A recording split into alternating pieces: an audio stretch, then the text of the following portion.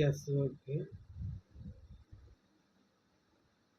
మనం ఈ వీడియోలో విద్యా నిర్వచనాలను విద్యా నిర్వచనాలు చాలా ఎక్కువ ఉన్నాయి. వాటిని ఎ ఎస్. ఓకే. మనము ఈ వీడియోలో విద్యా నిర్వచనాలు నేర్చుకుందాం. ఇవి చాలా ఎక్కువగా ఉన్నాయి. ఈ విద్యా నిర్వచనాలు గుర్తుపెట్టుకోవడానికి చిన్న ట్రిక్ను మీకు చూపిస్తాను. అదేవిధంగా ఈ ట్రిక్ అనేది ఎక్కువ కాలం మీకు గుర్తుండే అవకాశం ఉంటుంది. ఎందుకంటే నేను ఒక డిఎస్సి ఆస్పిరెంట్ని కాబట్టి మీకు రివిజన్లా ఉపయోగపడే అవకాశం ఉంటుంది. కాబట్టి మీకు ఈ నిర్వచనాలను మీకు సింపుల్ వేలా ఏ విధంగా గుర్తుపెట్టుకోవాలో ఇప్పుడు నేను ఈ వీడియో ద్వారా మీకు చూపిస్తాను. ఎస్. విద్యా నిర్వచనాలు. Sorry, pen.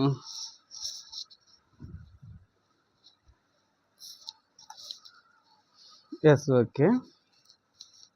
విద్యా నిర్వచనాలు. ఎస్. ఓకే. విద్యా నిర్వచనాలు. ఈ విద్యా నిర్వచనాలు ఏ విధంగా సింపుల్ వేగా గుర్తుపెట్టుకోవాలో ఇప్పుడు మీకు అర్థమయ్యే విధంగా చెప్తాను. ఫస్ట్ది వచ్చేసి తప్పులను తొలగించి సత్యాన్వేషణ చేసేదే విద్య. తప్పులను తొలగించి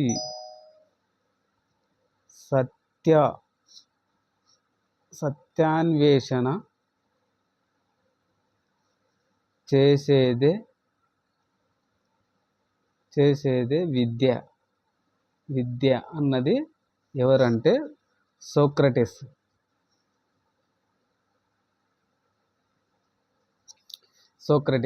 ఈ నిర్వచనాన్ని ఏ విధంగా సింపుల్ వేగా గుర్తుపెట్టుకోవాలో ఒక ట్రిక్ చెప్తా. ఇక్కడ ఏముందంటే ఇది మనకు ఒక బొమ్మల రూపంలో మన మైండ్కి మెసేజ్ని ఇవ్వడం వలన అది ఎక్కువ కాలం గుర్తుండే అవకాశం ఉంటుంది. కాబట్టి నేను ఒక చిన్న లిటిల్ బిట్ డయాగ్రామ్ వేస్తున్నా. దీన్ని కొద్దిగా మీరు గమనించి గుర్తుపెట్టుకోండి. అన్వేషణ. ఎస్. ఓకే. సోక్రటీస్ ఎప్పుడైనా కానీ ఒకటి మాత్రమే అన్వేషిస్తుంటాడు. ఆయన ఒక ఫిలాసఫర్ కాబట్టి దేన్ని అన్వేషణ చేస్తుంటాడంటే సత్యాన్ని. వేటిని అవాయిడ్ చేస్తుంటాడంటే ఆయన గమ్యం ఏంటంటే సత్యాన్వేషణ ఒకటే. తప్పులను మాత్రము అవాయిడ్ చేస్తూ సత్యాన్వేషణను చేసేదే విద్య అనే స్టేట్మెంట్ ఇచ్చారు. ఎస్. ఇప్పుడు సింపుల్గా తప్పులను తొలగించి సత్యాన్ని అన్వేషణ చేసేదే విద్య అన్నది సోక్రటీస్. ఎస్. ఓకే. ఇది అర్థమైనట్టు నేను భావిస్తున్నాను. తర్వాత రెండో స్టేట్మెంట్, రెండో నిర్వచనం, డెఫినేషన్ ఏదని అంటే సత్యాన్ని బాధను సమానంగా పొందగల సామర్థ్యమే విద్య అన్నది ఎవరంటే ప్లేటో. సంతోషాన్ని బాధను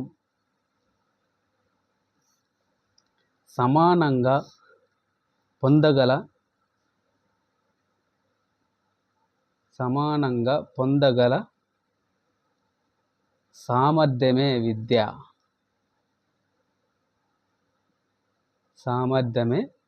విద్య అని నిర్వచనం ఇచ్చిన వ్యక్తి ఎవరని అంటే ప్లేటో. దీని గుని వెరీ సింపుల్గా గుర్తుండే అవకాశం ఉంటుంది. ఎస్. ఓకే. ఇక్కడ మనం సింపుల్గా ఒక చిన్న ఇమేజ్ చేసుకున్నట్లయితే ఇది ప్లేట్ ఏ షేప్లో ఉంటుంది? ప్లేట్ అనేది ఈ విధంగా గుండ్రంగా ఉంటుంది. ఎస్. ఇది ఒకవేళ మన జీవితమే అనుకుంటే మన జీవితంలో సంతోషం ఆ నుంచి వచ్చేసి బాధను సమానంగా ఎప్పుడైతే సమానంగా చూపిస్తామో అదే విద్య అన్నాడు ఎవరు? ప్లేటో. ప్లేటో ఒక ప్లేటుని సగం చేసినట్లయితే ఆ సగంలో సంతోషం ఉంటుంది, సగంలో బాధ ఉంటుంది. Okay, right. సంతోషాన్ని, బాధను సమానంగా స్వీకరించగల సామర్థ్యమే విద్య అన్నది ఎవరంటే ప్లేటో. తర్వాత మూడో స్టేట్మెంట్ ఏంటంటే, మూడో నిర్వచనం, దృఢమైన శరీరంలో దృఢమైన మనసును కలిగించేదే విద్య. దృఢమైన శరీరంలో దృఢమైన మనసును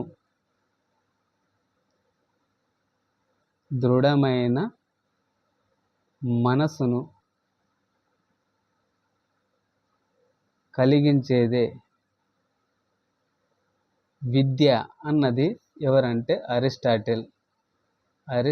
ఇది మనకు చెప్పనక్కర్లేదు, ఇది సుపరిచితమైనది. ఈ నిర్వచనాన్ని ఎక్కడిచ్చినా కానీ మనం ఈజీగా గుర్తుపెట్టుకుంటాం. Yes, okay. ఇది దృఢమైన శరీరంలో దృఢమైన మనసు కలిగించేదే విద్య అన్నది ఎవరని అంటే అరిస్టాటిల్.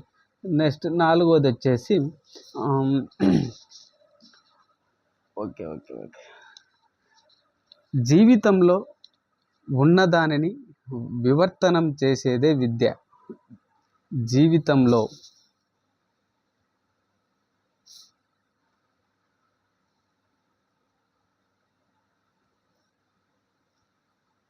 సరే జీవిలో ఉన్నదానిని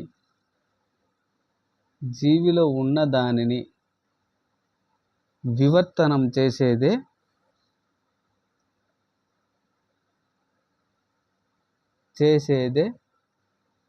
విద్య అన్నది ఎవరని అంటే ప్రోబెల్.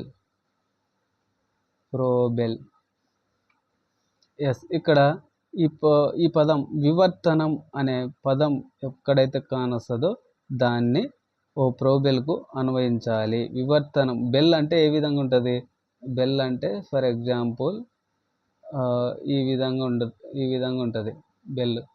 ఇది ఈ విధంగా ఉంటుంది, ఇది బెల్ అనుకుంటే. ఇప్పుడు ఫర్ ఎగ్జాంపుల్ ఈ బెల్లులో ఒకటి మెటల్ సౌండ్ వచ్చేదానికి కొట్టడానికి ఒక మెటల్ ఉంటుంది. ఈ మెటల్ను తిరగేస్తే, వివర్తనం చేస్తే లైక్ తీసివేస్తే ఏ విధంగా ఉంటుంది? ఇది మన జీవితంలో ఉన్నదాన్ని తీసేస్తే, వివర్తనం చేసేదే విద్య. ఓకే, మనం ఒక బెల్లులో వివర్తనం అంటే ఏంది? తీసేయడం అన్నట్టు. కాబట్టి ఈ బెల్లులోని దాన్ని తీసేస్తే మనకు జీవితంలో వివర్తనం చేసేది విద్యలా. కొంచెం ఇది ఒక డిఫరెంట్గా ఉంటుంది. వివర్తనం అనే పదం కానొస్తే ప్రోబెల్గా గుర్తించండి. ఎస్. తర్వాత ఐదవ స్టేట్మెంట్ ఏంటంటే, మనుషులను సార్థకులుగా తయారు చేసేదే విద్య. మనస్సులను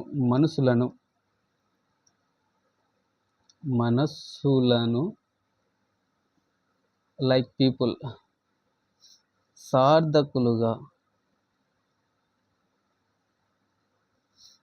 చేసేదే విద్య అన్నది ఎవరు అంటే కొమీనియన్.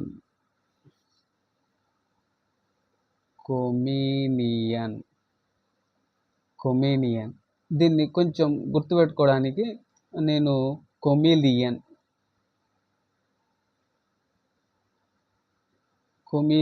అని రాసుకుంటున్నా. ఇక్కడ యాక్చువల్లీ ఈయన పేరు కొమీనియన్.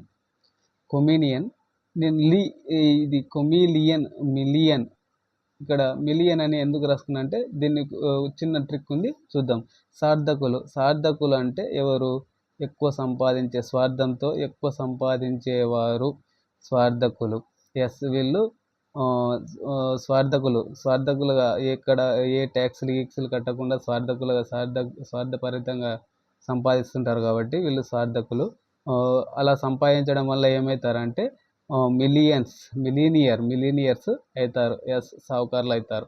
ఎస్, దీన్ని ఈ విధంగా గుర్తుపెట్టుకొని, ఇది ఎవరిని కించపరచడానికి కాదు, ఓన్లీ ఇది ఎగ్జామ్ పాయింట్ ఆఫ్ వ్యూలో గుర్తుపెట్టుకోవడానికి మాత్రమే చేస్తున్నటువంటి వీడియో. Yes, okay. తర్వాత 6వది వచ్చేసి మనస్సును నియంత్రించడమే విద్య. మనస్సును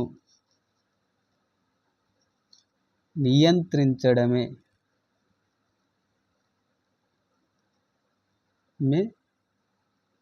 విద్య అని ఎవరన్నారు అంటే ఎమర్సన్.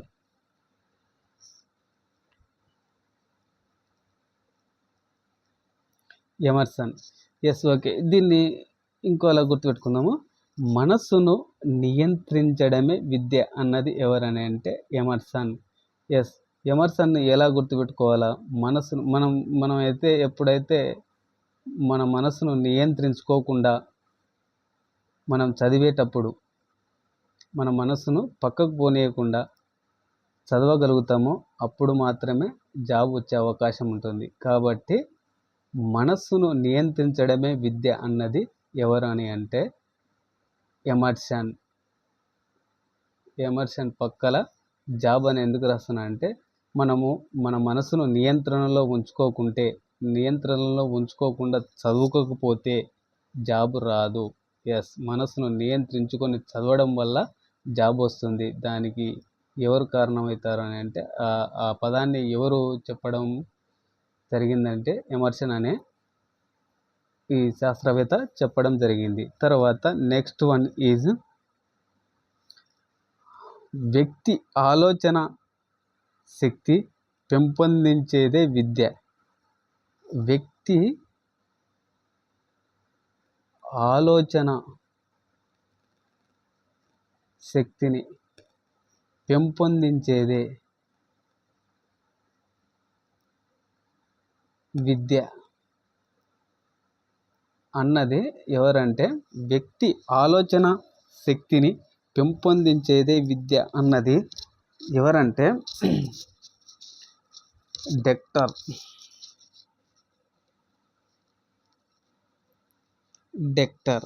Yes, okay. వ్యక్తి దీన్ని సింపుల్గా ఏ విధంగా గుర్తుపెట్టుకోవాలో మరొకసారి మీకు దీన్ని కూడా ఒక చిన్న ట్రిక్ ఉంది. దాన్ని ఇప్పుడు మీకు చెప్తా. డెక్టర్స్, దీన్ని డాక్టర్గా కన్వర్ట్ చేసుకోండి. డాక్టర్. ఎస్, ఇక్కడ డాక్టర్. ఒకవేళ డాక్టర్ అంటే వీణ సైకాలజిస్ట్. ఎస్, ఆలోచన శక్తి అంటే మన మెదడుకు సంబంధించినది. ఎస్లే ఏమంటారు, మెదడుకు సంబంధించిన వ్యక్తిని ఏమంటారు, సైకాలజిస్ట్ అంటారు. ఆలోచన శక్తి ఎక్కడ ఉంటుంది, మనకు మెదడులో ఉంటుంది. కాబట్టి సైకాలజీ, వ్యక్తి ఆలోచన శక్తిని పెంపొందించేదే విద్య.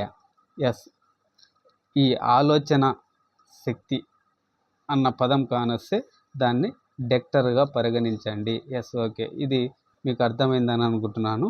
తర్వాత రెండవది 8వ నిర్వచనాన్ని చూద్దాం. 8వ నిర్వచనం ఏదంటే సహజ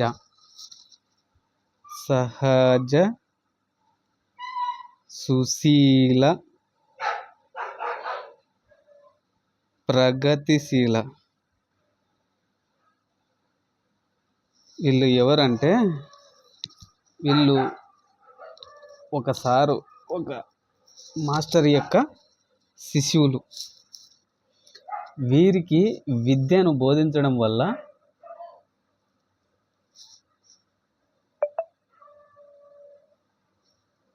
పెంపొందించేదే విద్య అని అన్నది ఎవరని అంటే పెస్టాలజీ. Yes, okay. ఈయన స్టూడెంట్స్ అనమాట. ఈయన పెస్టాలజీ, లైక్ మాస్టర్ జీ అనుకో, జీ ఉంది కదా, మాస్టర్ జీ, పెస్టాలజీ. ఈ మాస్టర్ జీ యొక్క శిశువులు ఎవరెవరని అంటే సహజ, సుశీల, ప్రగతిశీల. వీరికి ఈ మాస్టర్ జీ పాఠాలు చెప్పడం వల్ల వారికి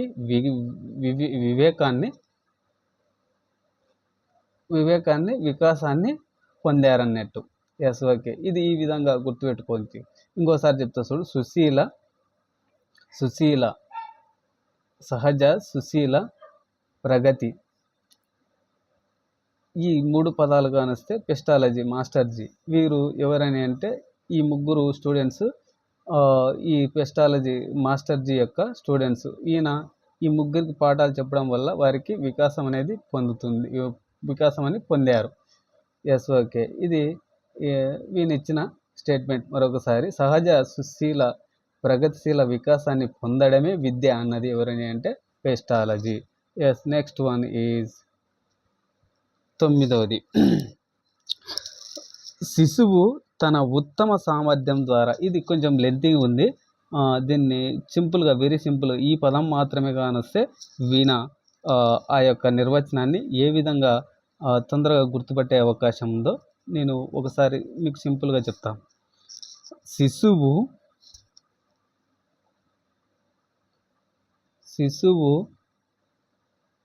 తన ఉత్తమ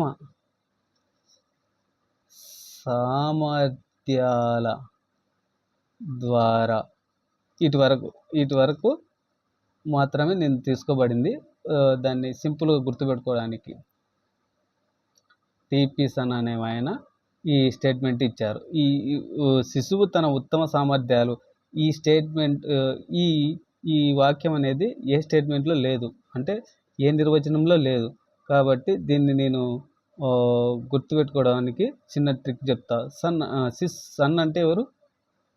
సన్, SON. సన్ అంటే తెలుగులో కొడుకు, తెలుగులో. మరి కొంచెం ముందుకు పోతే గ్రాంధికం మామూలు గ్రాంధికం అంటే తెలుగుకు సంబంధించినటువంటి ఒక పురాతన భాష.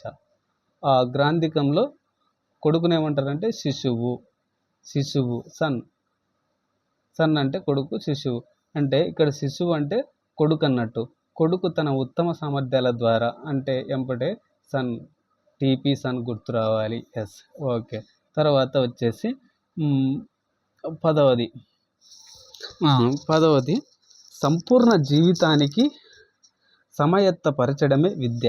సంపూర్ణ జీవితానికి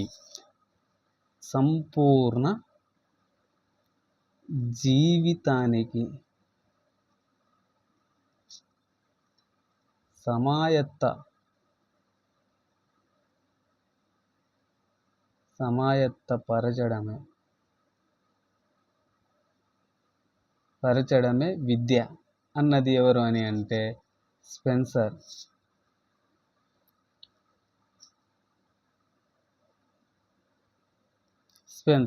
ఎస్ ఓకే. దీన్ని గుని సింపుల్ వేలో ఏ విధంగా గుర్తుపెట్టుకోవాలో నేను ఒకసారి దీనికి చెప్తాను చూడు. మన సంపూర్ణ జీవితానికి స్పెన్సర్ అనేది మన కర్నూలు జిల్లా, మన కర్నూలు టౌన్లో స్పెన్సర్ ఉంది. అది సూపర్ మార్కెట్. మన సంపూర్ణ జీవితానికి కావాల్సినటువంటి ఎవ్రీథింగ్, ఏదైనా కానీ ప్రతి ఒక్క వస్తువు సంపూర్ణ జీవితానికి దొరికేటటువంటి షాప్ ఏదైనా ఉందని అంటే అది స్పెన్సర్. సంపూర్ణ జీవితానికి సమయత్తపరచడమే విద్య. మన సంపూర్ణ జీవితానికి కావాల్సినటువంటి ప్రతి ఒక్క సరుకు ఎక్కడ దొరుకుతుందని అంటే స్పెన్సర్లో దొరుకుతుంది. ఎవ్రీథింగ్ దాంట్లో మటన్, నాన్ వెజ్, ఆ నుంచి వచ్చేసి లిక్కర్ ఫ్యామిలీలో సంథింగ్ రెడ్ వైన్, ఆ నుంచి వచ్చేసి బీర్లు సంథింగ్. నేను కొన్ని చోట్ల బీర్లు గురించి చూశాను. బీర్లు, వైను, ఆ నుంచి వచ్చేసి ఫిష్, ఫ్రాన్స్, ప్రతి ఒక్క ఎవ్రీథింగ్, క్లాత్, ఎలక్ట్రికల్ కుక్కర్స్, టీవీలు, ఎవ్రీథింగ్, బట్టలు గిట్టలు మొత్తం దొరుకుతాయి. కాబట్టి సంపూర్ణ జీవితానికి కావాల్సినటువంటి సరుకు దొరికేది ఎక్కడ అంటే స్పెన్సర్. ఇది ఓన్లీ గుర్తు పెట్టుకోవడానికి మాత్రమే చేస్తున్నటువంటి వీడియో. Yes okay. తర్వాత ఎవరిని ఉద్దేశించి కాదు, ఎవరిని కించపరచడానికి అయితే కాదు. ఎస్ 11వది అయితే ఇది ఇంకా సింపుల్గా ఉంటుంది. ఇది మనకు సుపరిచితమైనటువంటి పదాలు నీకు పరిచయం చేస్తా. ఇది సింపుల్గా గుర్తుంటుంది. పరిణితి చెందినవారు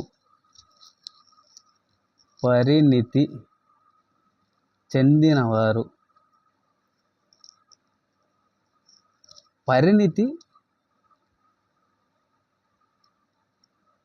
చెందని వారిపై చెందని వారిపై చూపే ప్రభావమే విద్య. చూపే ప్రభావమే విద్య అన్నది ఎవరు అని అంటే రెడిన్. ఈయన దీన్ని సింపుల్గా ఏ విధంగా గుర్తుపెట్టుకోవాలో ఒకసారి మీకు గుర్తుండేలా నేను మీ మైండ్లోకి డైరెక్ట్గా చేరవేస్తా. Yes, okay. పరిణితి అంటే ఏంది ఇంగ్లీష్లో? Already readiness. పరిణితి అంటే ఏది? ఏదైనా వీడు ఒక జీవి పరిణితి చెందింది అని అంటే దాన్ని ఆ పని చేయడానికి రెడీగా ఉన్నట్టు అని అర్థం. Yes, okay. ఇది రెడీనెస్గా ఉన్నట్టు. పరిణితి చెందడం అంటే ఏంది? ఏదైనా పని చేయడానికి రెడీగా ఉన్నట్టు. ఈ విధంగా నేను గుర్తుపెట్టుకోవచ్చు. ఒకవేళ ఇంకోసారి ఇంకో చిన్న కథ చెప్తా. ఎస్, ఒక బాక్సింగ్ మ్యాచ్ ఆడడానికి ఇద్దరు వ్యక్తులు, ఒక అతను పరిణితి చెందినవాడు, ఒక అతను పరిణితి చెందని ప్లేయరు. ఇద్దరు రింగులోకి వచ్చారు. వాళ్ళిద్దరి మధ్యన ఎవరుంటారు? రిఫరీ ఉంటాడు. ఆ రిఫరీ ఏం చేస్తాడంటే ఎస్, ఓకే, రెడీ అని లోపల ఇద్దరు కొట్టుకుంటారు. ఇక్కడ ఎవరు గెలుస్తారంటే పరిణితి చెందిన వారు గెలుస్తారు, పరిణితి చెందని వారు ఓడిపోతారు. అంటే పరిణితి చెందినవారు పరిణితి చెందని వారిపై చూపే ప్రభావం అంటే పరిణితి చెందినవాడు పరిణితి చెందని వాడిపై ఓ ప్రభావాన్ని చూపిస్తాడు. కాబట్టి ఈ విధంగా గుర్తుపెట్టుకోవచ్చు. Yes, okay. పరిణితి చెందినవారు పరిణితి చెందని వారిపై చూపే ప్రభావమే విద్య అన్నది రెడీన్. Yes, okay. Thank you very much.